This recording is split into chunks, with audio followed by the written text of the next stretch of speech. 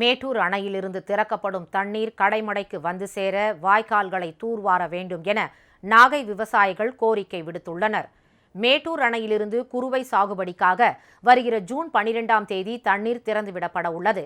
இந்நிலையில் கடைமடை பகுதியான நாகை மாவட்டத்தில் உள்ள வாய்க்கால்கள் தூர்வாரப்படாமல் இருப்பதால் மேட்டூர் அணை நீர் வந்து சேருமா என்ற ஐயம் விவசாயிகளிடையே ஏற்பட்டுள்ளது.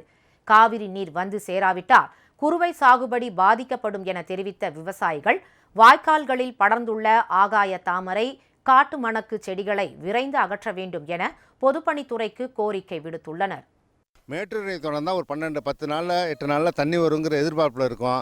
அது சுத்தமாக வராதுங்கிறது நிதர்சனமான உண்மையாக இருக்குது. ஏ சேனலோ அல்லது பி சேனலோ இதுவரையில் எங்கேயுமே தூர்வாரப்படலை அப்படிங்கிறது வருந்தத்தக்க செயலாக இருக்குது.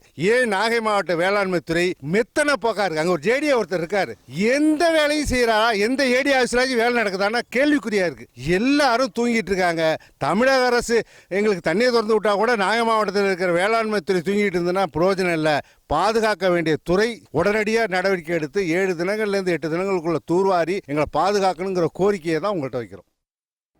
இதனிடையே வேலூர் மாவட்ட ஆட்சியர் அலுவலகத்தில் நடைபெற்ற மாநகராட்சி செயல்பாடுகள் குறித்த கூட்டத்தில் நீர்வளத்துறை அமைச்சர் துரைமுருகன் கலந்து கொண்டார்.